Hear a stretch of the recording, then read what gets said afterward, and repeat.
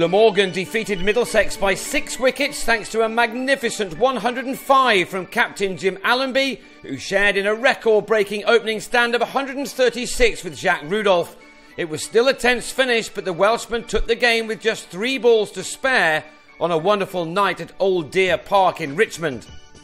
Owen Morgan won the toss and decided to bat first, but to the 8th ball of the game, the Panthers lost Joe Denley to a spectacular running catch by Stuart Walters at wide long off with the score on 7.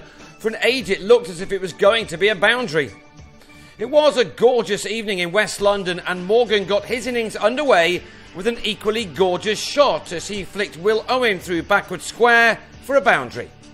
He followed that up with a well-timed pull off Hogan, which brought the Panthers their first 6 of the night. At the end of the power play, Middlesex had made 40 for 1, and Morgan was looking at his best on a pitch that, he suggested at the toss, might take spin as the game developed. At the other end, Darwin Milan, fresh from his championship best 154 not out against Northamptonshire, joined in the fun with a huge straight 6 off Andrew Salter that landed in the nearby tennis courts.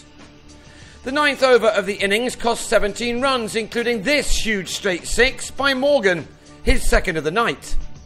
By the halfway stage, the Panthers had made 84 for 2, with Morgan another to fall to a fine catch, this time by Michael Hogan in the covers, to give Dean Koska a wicket in his first over. The Irishman departed for 41 of 28 balls. After the loss of Morgan, the runs slowed up. The 100 was brought up in the 14th over, and Milan tried to get a wriggle on. It was in the 15th over that wriggle was on when Dan Christian launched into Koska. 2 successive deliveries were spanked for 6s. Both of them were huge shots that sailed out of the ground. The Panthers were looking for the kind of finish to an innings that they've missed out on all season. Milan was dropped in the deep by Chris Cook, but Christian finished off the over with a third 6 as 22 runs came off the over, taking the total to 126 for 2 with 5 remaining. Milan then moved to his half-century, his second of the T20 season, with a couple off Rudolph.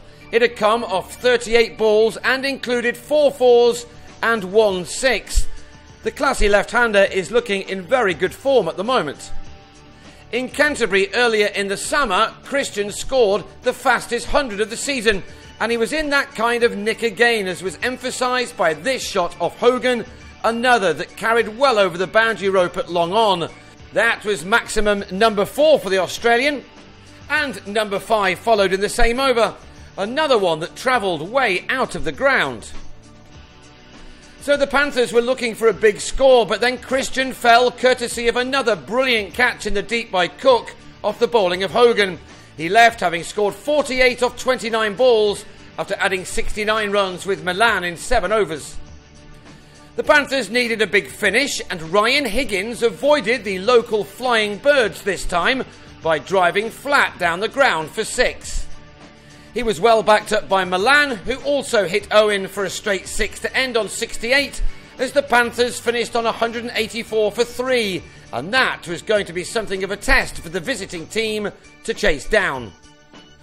They clearly needed a good start and looked to Rudolph and Allenby to do just that, and that's what the Glamorgan captain aimed to do as he started to hit boundaries from ball 1.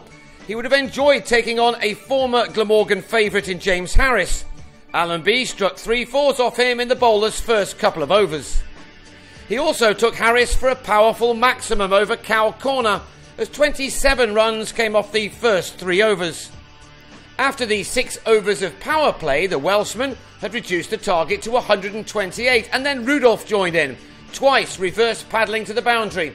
The visitors were apparently making light work of what appeared to be a tough target on what was a good pitch after all, and one which didn't offer the spinner too much.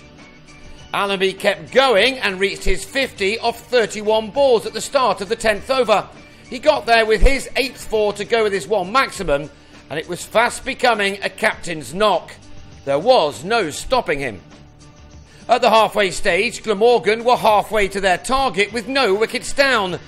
Middlesex badly needed a breakthrough, but instead Allenby sent a length ball from Dexter over the long-on boundary for his 2nd maximum. The 100 was reached in over number 11, and there appeared to be only one winner, especially with the occasional fielding error from the home team, and Allenby took full advantage of that. It was becoming something of a canter with Allenby in explosive form. As the partnership reached 130, it became the highest ever stand for Glamorgan in T20 cricket, beating the 129 made against Gloucestershire 9 years ago by Robert Croft and Matthew Elliott. The stand came to an end on 136 when Rudolph reverse paddled Dexter to Ravi Patel at short third man. The South African was out for 42.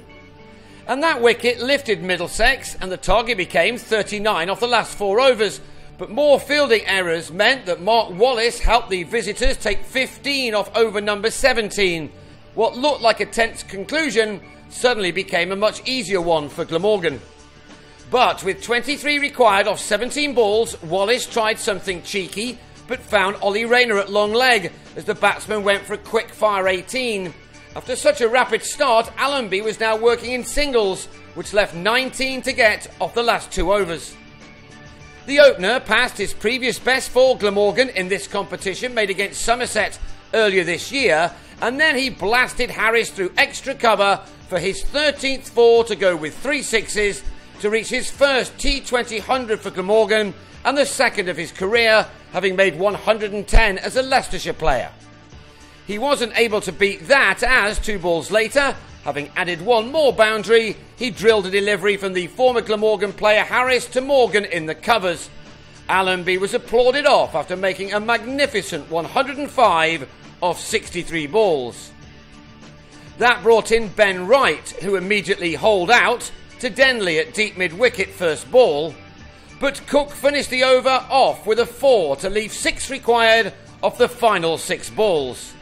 A double attempt at a run-out failed for the Panthers, and with 3 balls remaining, Cook drove Harry Podmore down the ground to start the Glamorgan celebrations.